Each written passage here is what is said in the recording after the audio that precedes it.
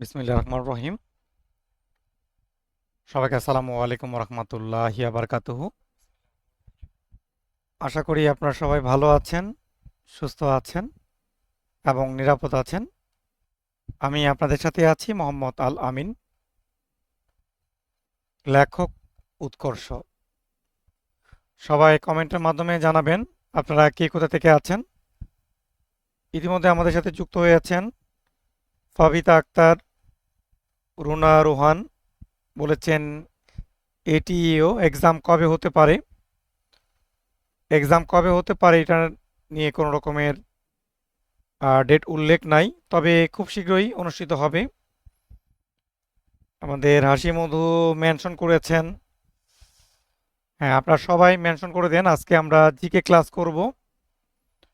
দেখেন জিকে কত পানির মতো সহজ। আপনার প্রস্তুতির ক্ষেত্রে ইংরেজি এবং গণিতের খানিকটা দুর্বলতা, এটা ব্যাকআপ হিসেবে জিকে কাটিয়ে দিতে পারে। আমাদের আব্দুল আজিজ ঢাকা থেকে আছেন। রোকসানা জান্নাত, আসসালামু আলাইকুম। ওয়ালাইকুম আসসালাম।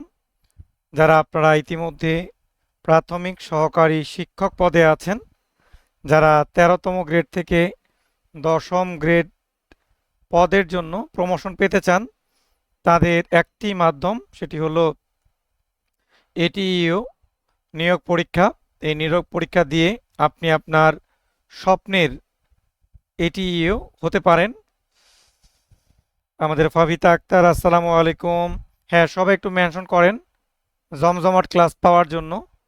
অনেক বড় একটা অডিয়েন্স থাকলে আপনারাও অনুপ্রাণিত হবেন, ক্লাসের উত্তর দিয়েও মজা পাবেন, আমিও ক্লাস নিয়ে মজা পাবো এবং নিয়মিত আমার আগ্রহ থাকবে, অনুপ্রাণিত হব। আর সবাই একটা করে আপনাদের টাইমলাইনে শেয়ার করে দেন। সবাই একটু শেয়ার করে দেন নিয়মিত ক্লাস পাওয়ার জন্য। আপনারা পেইড এবং নন পেইড সেটা বড় কথা না, নিয়মিত ক্লাসগুলো করেন, নিয়মিত প্র্যাকটিসের উপর থাকেন ইংলিশ হাব পেজ থেকে। সবাই একটু করে শেয়ার ডান করে আমাকে কমেন্টের মাধ্যমে জানান। সবাই সবাই একটু কমেন্টের মাধ্যমে জানাবেন। তো আজকে আমরা মূলত কোন প্রশ্ন আলোচনা করব। আজকে আমাদের আলোচনা হচ্ছে 2012 সালের যে এটিইও পরীক্ষা হয়েছিল তার জিকে সমাধান করব আমরা, এবং এই প্রশ্নগুলো অ্যানালাইসিস করব যে আগামীতে এই প্রশ্ন ভিত্তিক কি ধরনের প্রশ্ন আসতে পারে। তো যাই হোক, কথা না বাড়িয়ে আমাদের মূল আলোচনায় চলে যাচ্ছি। আর এই ক্লাসটি যারা আমার ইউটিউব চ্যানেলে দেখছেন উৎকর্ষ জিকেতে, তাদেরকেও স্বাগত জানাচ্ছি। আমি মূলত পেজে ক্লাস নিয়ে আমার ক্লাসগুলো ব্যাকআপ হিসেবে ইউটিউব চ্যানেলে রাখা হয় আপলোড করে। আপনারা চাইলে ইউটিউব চ্যানেল আপনারা সাবস্ক্রাইব করে রাখতে পারেন।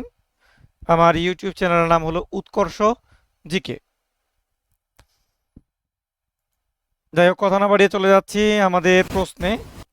সুন্দর একটা ইন্টারফেস দিয়েছি আজকে, আপনাদের প্রশ্ন উত্তর করতে মজা লাগবে। ইয়েস, আমাদের জাতিসংঘ নিয়ে প্রশ্ন আসে, আমি আগে বলেছিলাম আপনাদের। জাতিসংঘ বিশ্ববিদ্যালয় কোথায় অবস্থিত? জাতিসংঘ বিশ্ববিদ্যালয় কোথায় অবস্থিত? আমাদের রুনা রোহান উত্তর দিয়ে আছে হাসি মধু।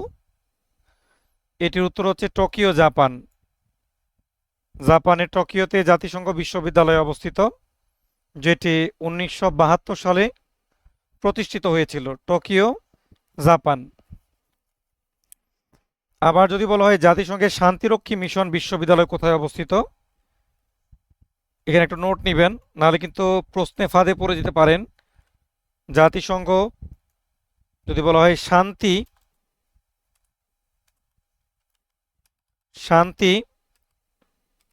রক্ষী মিশন বিশ্ববিদ্যালয় কোথায় অবস্থিত, তাহলে উত্তর হবে কোস্টারিকার সানজোসে। হ্যাঁ, কোস্টারিকায়, সানজোস, কোস্টারিকাতে। তার মানে হচ্ছে একটা হচ্ছে জাতিসংঘ বিশ্ববিদ্যালয় আর একটা হচ্ছে জাতিসংঘের শান্তিরক্ষী মিশন বিশ্ববিদ্যালয়। ব্যাপারটা বুঝতে হবে। কারণ আমাদের ম্যাক্সিমাম পরীক্ষার্থীরা এইভাবে গতানুগতিক পড়াশোনা করে, বিধায় পরীক্ষার হলে গিয়ে তারা সঠিক উত্তর করতে পারে না, বিধায় ভালো একটা প্রিপারেশন নেওয়ার পরেও, ভালো একটা পড়াশোনা করার পরেও চাকরিটা আলটিমেটলি পায় না। চলে যাচ্ছি আমরা 2 নম্বর প্রশ্ন। ইন্টারপোল এর বর্তমান সদর দপ্তর কোথায় অবস্থিত? ইন্টারপোল আমাদের যে আন্তর্জাতিক পুলিশ সংস্থা, যার নাম হলো ইন্টারপোল, এর সদর দপ্তর কোথায় অবস্থিত? ইন্টারপোল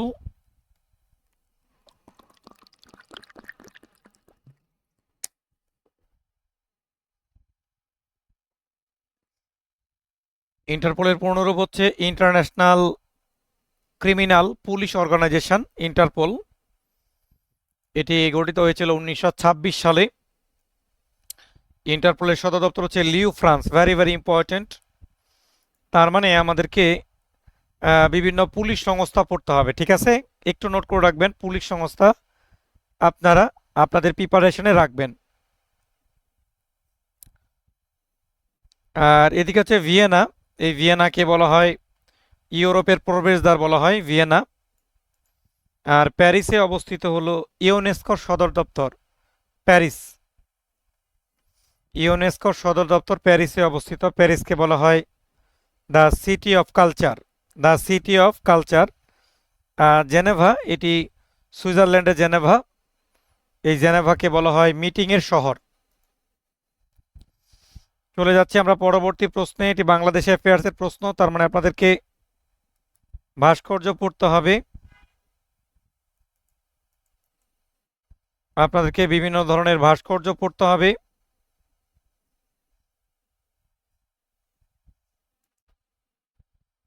3 নম্বর হাসিমুদ উত্তর দিয়েছেন।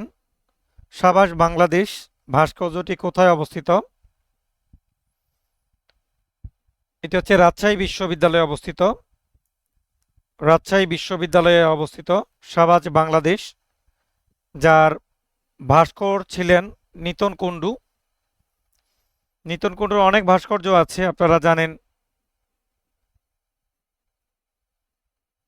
আমাদের সার্ক ফোয়ারা, কদম ফোয়ারা। আচ্ছা, ঢাকা বিশ্ববিদ্যালয়ের অন্যতম ভাস্কর্য, এটা মনে রাখতে পারেন, অপরাজয় বাংলা আছে, স্বপার্জিত স্বাধীনতা আছে। চট্টগ্রাম বিশ্ববিদ্যালয়ের একটা ভাস্কর্যের নাম হলো স্মরণ। জাহাঙ্গীরনগর বিশ্ববিদ্যালয়ের একটি ভাস্কর্যের নাম হলো সংসপ্তক।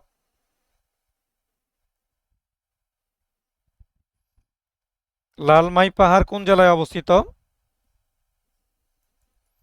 এটি বাংলাদেশ অ্যাফেয়ার্সের প্রশ্ন, তার মানে আপনাদের বাংলাদেশের ভৌগোলিক পরিচিতি পড়তে হবে ভালোভাবে। দেখেন, আজকের ক্লাসটা থেকে আমি টপিকগুলো দাগিয়ে দিচ্ছি, আপনারা একটু নোট করে রাখেন। এইভাবে যদি পড়তেও পারেন, আপনাদের কোনো কোর্সও করা নাও লাগতে পারে। লালমাই পাহাড় কোন জেলায় অবস্থিত? রুনা রোহান তো দিয়েছেন, আমাদের খাদিজা তুল কোবরাও তো দিয়েছেন কুমিল্লা। কুমিল্লা এটি প্রাচীনকালে সমতট জনপদের অন্তর্ভুক্ত ছিল। লালমাই পাহাড় এটি মূলত প্লাইস্টোসিন কালের একটি অঞ্চল, প্লাইস্টোসিন কাল। লালমাই পাহাড়টা হলো মূলত প্লাইস্টোসিন কালের অঞ্চল। লালমাই পাহাড় এর গড় উচ্চতা 21 মিটার।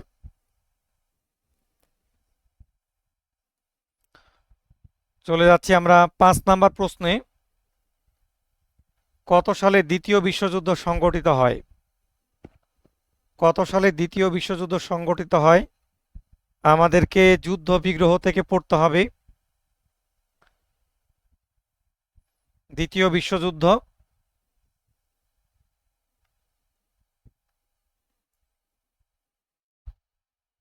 কবে সংগঠিত হয়েছিল? এক্ষেত্রে আপনার তারিখটা সহ মনে রাখতে পারেন।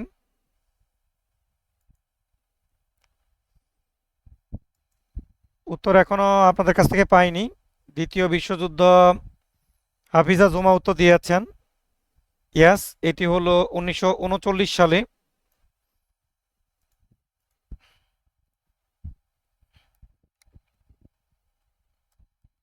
সালের 1 সেপ্টেম্বর, এই তারিখটা সহ মনে রাখবেন। মানে দ্বিতীয় বিশ্বযুদ্ধ সূচনা হয়েছিল পোল্যান্ড আক্রমণের মাধ্যমে। হিটলার পোল্যান্ড আক্রমণের মাধ্যমে দ্বিতীয় বিশ্বযুদ্ধের সূচনা করেছিলেন। আর জার্মানি ছিল অক্ষ শক্তিতে। এই যুদ্ধে অক্ষ শক্তির পরাজয় ঘটে। তো দ্বিতীয় বিশ্বযুদ্ধ থেকে কি কি পড়তে হবে আমরা ক্লাসের মাধ্যমে সেই টপিকগুলো পড়াবো। মূলত এখান থেকে সলভ ক্লাসের মাধ্যমে আমরা কি কি টপিক পড়তে হবে এই গুরুত্বপূর্ণ টপিকগুলো প্রথমে সিলেকশন করব। মূলত শুধুমাত্র যে বিগত সালের প্রশ্ন দিয়েই আপনি আপনার এটি এর সাঁকোটা পার হবেন তা কিন্তু না। মূলত আমরা বিগত সালের প্রশ্নগুলো সলভ করছি যে আমাদের কি পড়তে হবে, কি বাদ দিয়ে পড়তে হবে। মূলত যে বিপিএসসি নন ক্যাডারের প্রিলিমিনারির কোনো সিলেবাস নেই, তাই সিলেবাসটাকে বানানো আগে একটা বানাতে হবে, একটা ককটেল সুপার সাজেশন ভিত্তিক একটা সিলেবাস পাঠ পরিকল্পনা বানাতে হবে। এবং এই টপিকগুলো ধরে ধরে যদি আপনি পড়তে পারেন তাহলে আপনার পরিশ্রমটা অনেক কম হবে। আপনি অল্প সময়ে ভালোভাবে জিনিসগুলো প্র্যাকটিস করে পরীক্ষার হলে কমন পেতে পারেন ইনশাল্লাহ।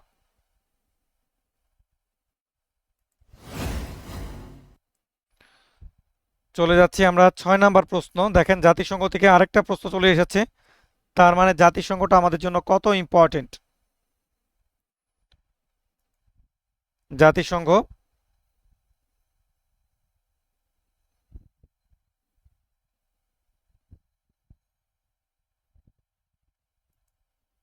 জাতিসংঘটা ইম্পর্টেন্ট, এটা A to Z পড়তে হবে। আমাদের জাতিসংঘ দিবস কবে পালিত হয়? হাসিমুদ উত্তর দিয়েছেন ইয়েস, 24শে অক্টোবর জাতিসংঘ দিবস পালিত হয়। কারণ হচ্ছে 24শে অক্টোবর 1945 সালে জাতিসংঘ আনুষ্ঠানিকভাবে গঠিত হয়। তবে জাতিসংঘের সনদটি স্বাক্ষরিত হয়েছিল 26শে জুন 1945 সালে। আর এই সনদে পোল্যান্ড স্বাক্ষর না করেও জাতিসংঘের প্রতিষ্ঠাকালীন সদস্য হয়েছিল। তার মানে সনদে স্বাক্ষরকারী দেশ ছিল 50টি আর প্রতিষ্ঠাকালীন দেশ ছিল 51টি।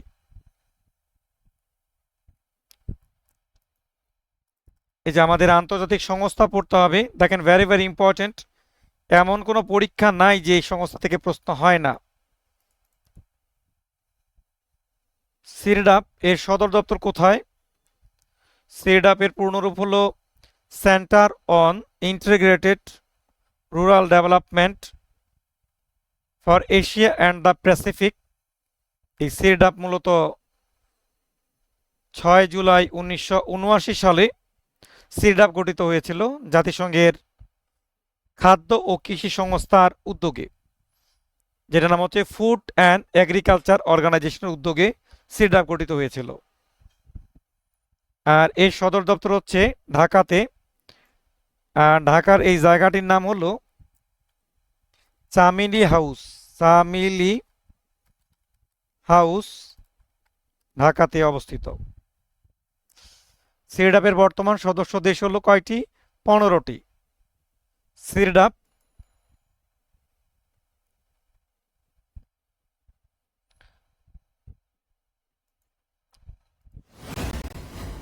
ভাই ইতিমধ্যে মাত্র আপনারা 2জন শেয়ার দান করেছেন। এইরকম মেগা ক্লাসের জন্য আসলে 2টা শেয়ার আদৌ কি সমীচীন কিনা আপনারা একটু জানাবেন।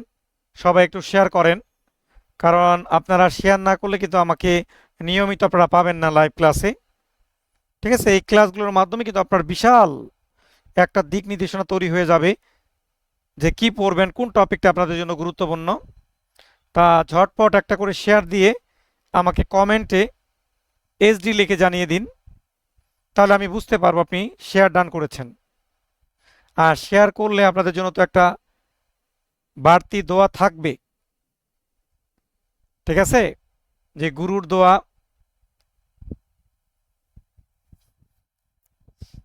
ইনশাল্লাহ বিফলে যাবে না। সবাই একটা করে শেয়ার দেন, সবাই করে একটা শেয়ার লাগান, সবাই একটা শেয়ার লাগান। শেয়ারেই বাড়বে কিন্তু আপনাদের প্রতি আমার কেয়ার।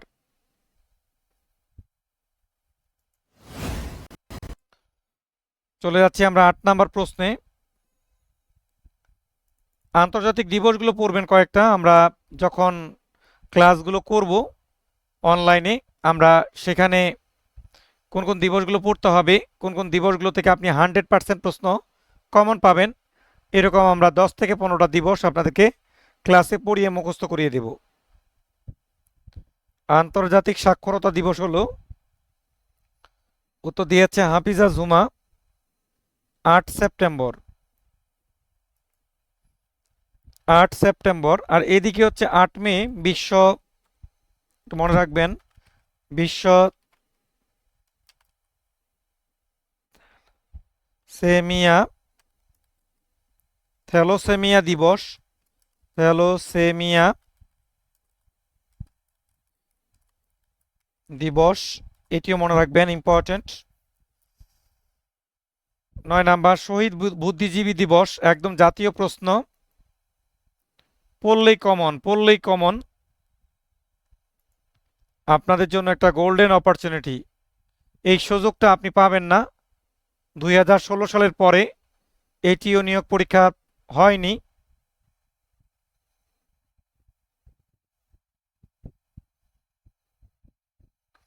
স্যার আমার বোন আপনার এখানে ভর্তি হবে, এসএসসি দিচ্ছে। আচ্ছা ঠিক আছে, ইনশাল্লাহ যোগাযোগ করবেন। বিশ্ববিদ্যালয়ের জন্য এগুলো ইম্পর্টেন্ট। শায়লা শারমিন, হাফিজা জুমা। শহীদ বুদ্ধিজীবী দিবস মানে মুক্তিযুদ্ধের, এই পাঠটা আপনার পড়তে হবে। আমাদের 14 ডিসেম্বর শহীদ বুদ্ধিজীবী দিবস। আর এই বুদ্ধিজীবীর এই হত্যাকাণ্ডের মূল সার্বিক দায়িত্ব পালন করেছিলেন, নীল নকশা করেছিলেন রাও ফরমান আলী। এটি পড়বেন আপনারা। আচ্ছা, বাংলাদেশকে স্বীকৃতি দানকারী প্রথম আরব দেশ কোনটি? আরব দেশ কোনটি? ইম্পর্টেন্ট, আমাদের মুক্তিযুদ্ধের প্রশ্ন।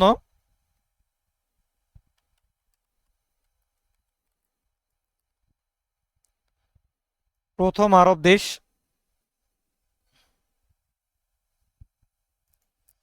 এই মুক্তিযুদ্ধের স্বীকৃতিগুলো পড়বেন, কোন কোন দেশগুলো স্বীকৃতি দিয়েছে। এটার উত্তর দিয়েছে 10 নাম্বারের নুরুজ্জামান, ইরাক। তারিখটাও মনে রাখতে পারেন আপনারা, 8 জুলাই। 8 জুলাই 1972 সালে। আচ্ছা আমরা চলে যাচ্ছি, ভারতীয় পার্লামেন্টের নিম্নকক্ষের নাম কি? এটাও আপনাদের জন্য ইম্পর্টেন্ট। আমরা বিভিন্ন দেশের পার্লামেন্টগুলো পড়াবো আপনাদেরকে, অভিনব কায়দায় পড়াবো।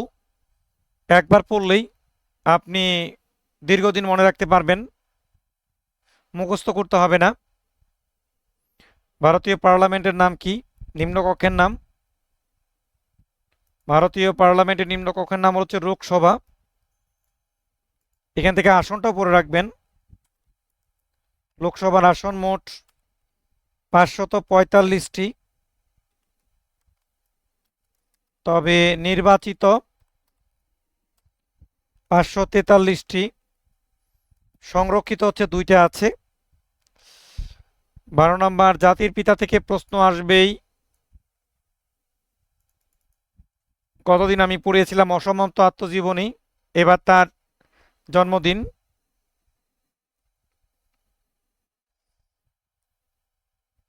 জাতির পিতার জন্মদিন কি পালিত হয়? ইয়েস, এটি হচ্ছে আমাদের শিশু দিবস পালিত হয়। তার মানে জাতির পিতার সম্পর্কে বিস্তারিত আপনারা পড়বেন। তো জাতির পিতা থেকে কি কি পড়বেন? জাতির পিতা থেকে আপনারা তার যে বিভিন্ন রকমের যে গ্রন্থগুলো আছে, অসমাপ্ত আত্মজীবনী, কারাগারের রোজ নামচা, আমার দেখা, নয়া চীন, তারপর তিনি যে আওয়ামী মুসলিম লীগের পদে ছিলেন সেই পদগুলো পড়বেন। এই বিষয়গুলো জানতে হবে আপনাদের। তারপর তার সম্পর্কে আগরতলা ষড়যন্ত্র মামলা, 7ই মার্চের ভাষণ,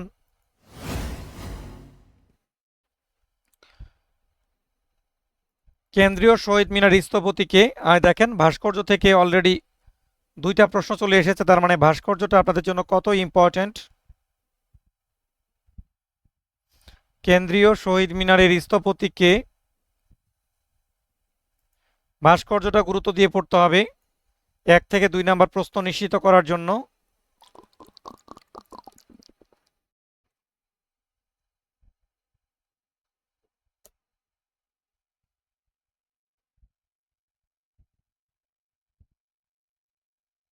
মানসুরা আফরিন উত্তর দিয়েছেন আমাদের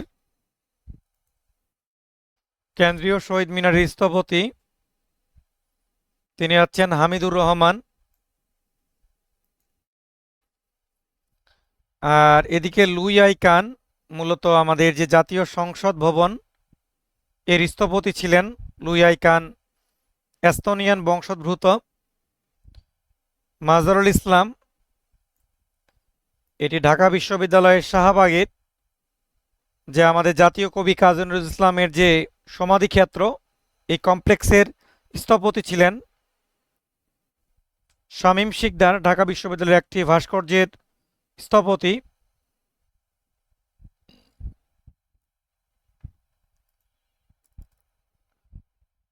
আপনাদেরকে বলতে হবে পাটের জন্ম রহস্য কে উন্মোচন করেন। পাটের জন্ম রহস্য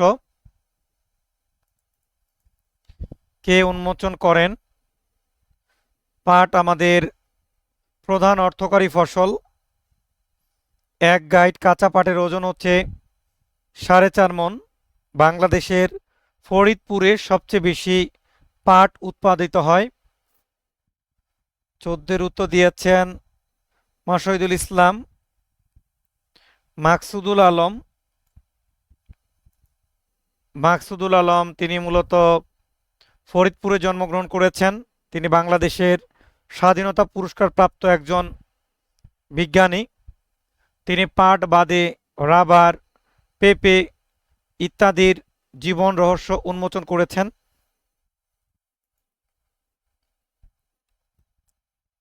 চলে যাচ্ছি আমরা 15 নাম্বার প্রশ্নে। নদ নদী পড়তে হবে আপনাদেরকে। নদ নদী,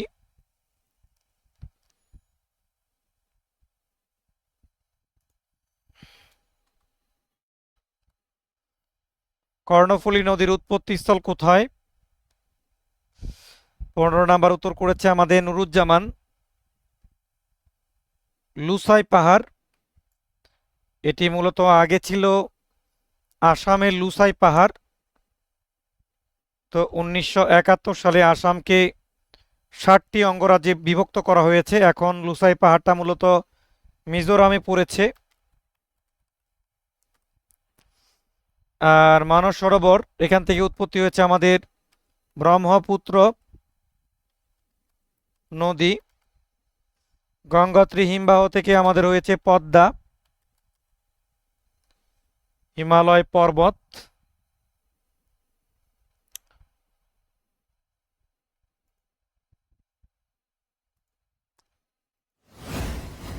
সবাই আপনারা একটু কমেন্টের মাধ্যমে জানাবেন যে আমাদের ক্লাসগুলোর মাধ্যমে আপনারা উপকৃত হচ্ছেন কিনা, আর ক্লাসগুলো আমাদের কেমন লাগে, আমাদের এই সেটআপগুলো আপনাদের কেমন লাগে। যদি ভালো লেগে থাকে তাহলে অবশ্যই কমেন্ট করে, লাইক করে, শেয়ার করে আমাদের কাজে অনুপ্রাণিত করবেন। তাহলে ইনশাল্লাহ আমরা নিয়মিত আপনাদের জন্য ধারাবাহিকভাবে লাইভ ক্লাস নিয়ে আসতে পারবো। আমি আপনাদের সাথে আছি মোহাম্মদ আল আমিন, লেখক উৎকর্ষ।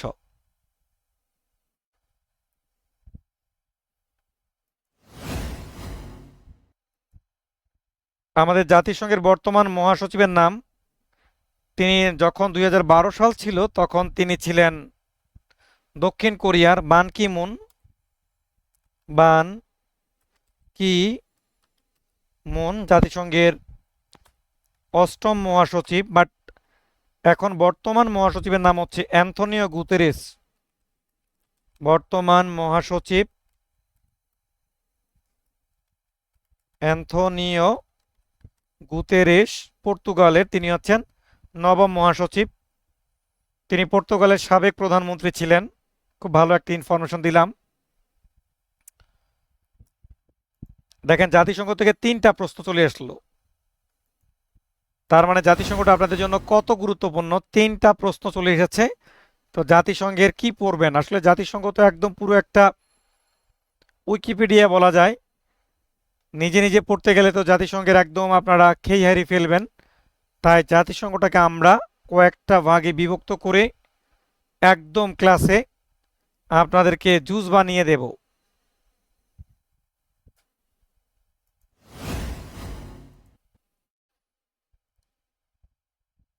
আচ্ছা, আয়তনের দিক দিয়ে পৃথিবীর বৃহত্তম দেশ কোনটি? পৃথিবীর বৃহত্তম দেশ, এটা হচ্ছে আমাদের দেশ পরিচিতি, মানে পৃথিবী পরিচিতি, দেশ পরিচিতি বা পৃথিবীর ভূগোল, রোকজানা জান্নাত। আমাদের দ্বিতীয় বৃহত্তম দেশ হচ্ছে কানাডা। আমাদের প্রথম বৃহত্তম দেশ হচ্ছে রাশিয়া।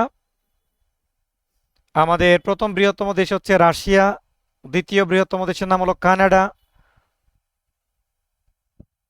তৃতীয় বৃহত্তম দেশের নাম হচ্ছে যুক্তরাষ্ট্র, আর চতুর্থ হচ্ছে আমাদের চীন।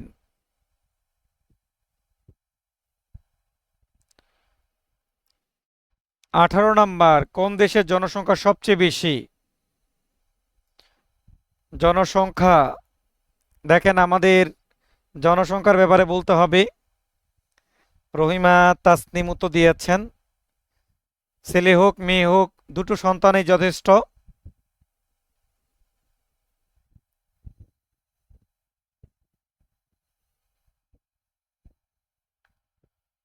এই জনসংখ্যা বৃদ্ধি আমরা গেস করতে পারছি, এটি হচ্ছে বাংলাদেশ।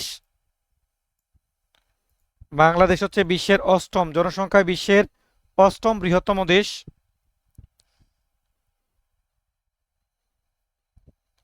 আলমগীর হোসেন হাই দিয়েছেন। বাংলাদেশ হচ্ছে জনসংখ্যায় অষ্টম বৃহত্তম দেশ, বাট আয়তনে বাংলাদেশ বিশ্বের কোথাও আছে 91তম, কোথায় 93তম, কোথায় 95তম। এটি হচ্ছে একটা রাষ্ট্রের প্রতিরক্ষা ব্যবস্থা। ড্রোন কি? ড্রোন, সবাই একটু জানাবেন ড্রোন কি। হ্যাঁ,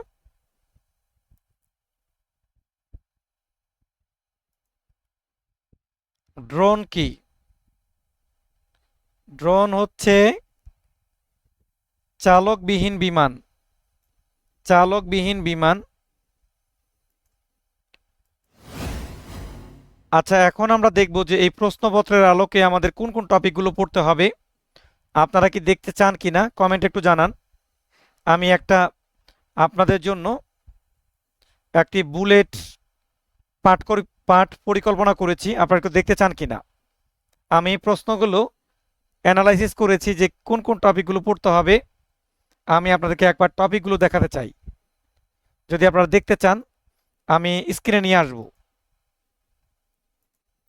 কারা কারা দেখতে চান?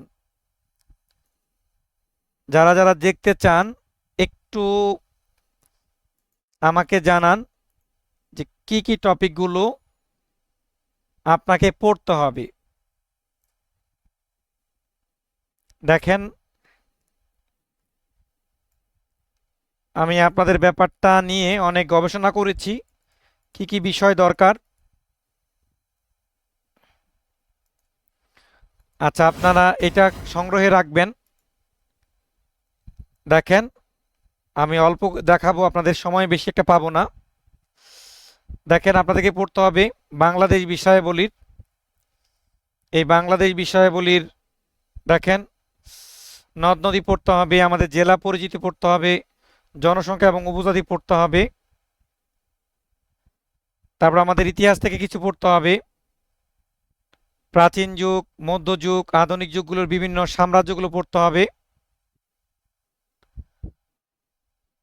তারপর আমাদের জনপদ পড়তে হবে, তারপর আমাদের আধুনিক যুগ থেকে ইস্ট ইন্ডিয়া কোম্পানি থেকে একদম পুরো ভারত বিভাগ পর্যন্ত পড়তে হবে, ভাষা আন্দোলন থেকে 54 নির্বাচন, 6 দফা, 69-এর গণ অভ্যুত্থান, 70 সালে নির্বাচন। মুক্তিযুদ্ধ থেকে আপনি 100% কমন পাবেন, সেটা হলো 7 মার্চের ভাষণ, স্বাধীনতার ঘোষণা, প্রবাসী সরকার, মুক্তিযুদ্ধের সেক্টর, মুক্তিযুদ্ধের খেতাব। কৃষি থেকে আপনাদের পড়তে হবে উন্নত জাতের ফসল। দেখেন আপনাদের জন্য চমৎকার একটা সাজেশন করেছি। সাজেশনটা যাদের প্রয়োজন আপনারা, আমি এই পেজে আপলোড করে দিব, আপনারা সংগ্রহে রাখবেন। এভাবে গোছানো আমার মনে হয় না বাংলাদেশের কোনো প্রচলিত গাইড বইয়ে আছে। আর আপনাদের এই সাজেশন ভিত্তিক এই অল্প সময়ে 2 থেকে 3 মাসের মধ্যে প্রতিটি টপিক ধরে ধরে বের করে পড়াটাও আপনাদের জন্য টাফ। তাই এই মুহূর্তে যদি আপনারা একদম রেডিমেড কিছু পান, আপনারা গ্রহণ করতে পারেন। এটা হচ্ছে আমাদের বাংলাদেশ বিষয়ে বলি। আর আন্তর্জাতিকের এখানে দেখেন বিশ্ব পরিচিতি পড়তে হবে, মুদ্রার রাজধানী, নেভাল কমিউনিকেশন, যুদ্ধ বিগ্রহ প্রতিরক্ষা। দেখেন প্রত্যেকটা টপিক পরীক্ষার জন্য এসেছে এবং ইম্পর্টেন্ট। আন্তর্জাতিক চুক্তি, সংকট ও ভূরাজনীতি, সংগঠন ও সংস্থা, পরিবেশ, সাম্প্রতিক। আর এদিকে বাংলা ভাষা ও সাহিত্য, যেই টপিকগুলো বারবার করে এসেছে, মানে অন্য কোনো টপিক আপনাকে দেখতে হবে না। একটা পাঠ পরিকল্পনার মাধ্যমে আপনার পুরো 50%, মানে 50 নাম্বারের প্রিপারেশন কমপ্লিট। ব্যাকরণ আলোচ্য বিষয়, ধ্বনিতত্ত্ব থেকে কিছু পড়বেন, সন্ধি, সমাস, উপসর্গ, বানান, রীতি, কারক, বাক্যের শ্রেণী বিভাগ, শব্দার্থ, প্রাচীন যুগের সাহিত্যকর্ম, চর্যাপদ, মধ্যযুগের সাহিত্যকর্ম, আধুনিক যুগ, গুরুত্বপূর্ণ কবি সাহিত্যিক। যারা একদম পুরো রেসিপিটা পেতে চান, খুব সহজেই আপনারা রেসিপিটা পেতে চান, কারণ এগুলো প্রচলিত গাইড বই আপনারা পাবেন না, পেলেও আপনারা ধারাবাহিকভাবে পাবেন না, আপনাদের টাইম অনেক ওয়েস্ট হবে। তাই আপনাদেরকে বলবো যদি সুযোগ থাকে আমার সাথে এই অনলাইনে ক্লাসগুলো করুন। আপনার প্রিপারেশন ইনশাআল্লাহ দাবানলের মতো সুগঠিত হবে। আপনাদের ক্লাস হবে রবি, মঙ্গল, বৃহস্পতি রাত 8টা 30 থেকে 9টা 30। রেগুলার কোর্স ফি হচ্ছে 1220 টাকা। তবে বিশাল ডিসকাউন্ট, মানে 500 টাকা ডিসকাউন্টে আগামী 3 দিনের জন্য মাত্র 720 টাকা।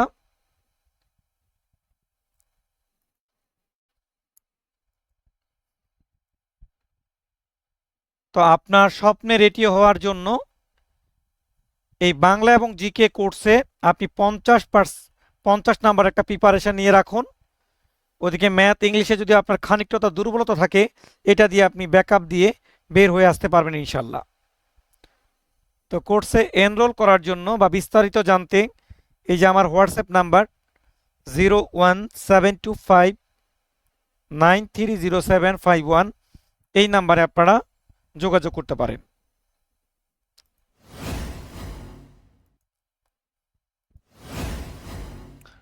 তো বন্ধুরা, আজকের ক্লাসটি আপনাদের কেমন লাগলো কমেন্টের মাধ্যমে জানাবেন।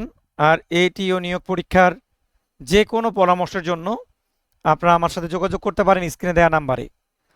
তাছাড়া আমার আরও 2টি কোর্সে ভর্তি চলছে। হ্যাঁ, যারা আগে ভর্তি ছিলেন তাদের জন্য আপনারা রিপিট করতে পারবেন, রিভিশন ক্লাস করতে পারবেন। যারা আগে ভর্তি হয়েছেন, আগে ভর্তি ছিলেন, তাদের জন্য রিপিট করতে পারবেন। আমাকে আপনারা হোয়াটসঅ্যাপে নক করবেন।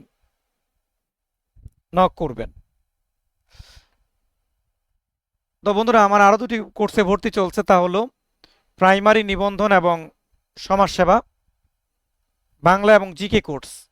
তো আপনার গোছানো একটা প্রিপারেশনের জন্য স্ক্রিনে দেওয়া নাম্বারে যোগাযোগ করতে পারেন। নাম্বারটি হলো 01725930751। তো আজকে এই পর্যন্তই। আগামীকাল আবার ঠিক এই সময় দেখা হবে, কথা হবে নতুন প্রশ্নপত্র নিয়ে, নতুন দিক নির্দেশনা নিয়ে। সবাই ভালো থাকবেন, সুস্থ থাকবেন। আল্লাহ হাফেজ।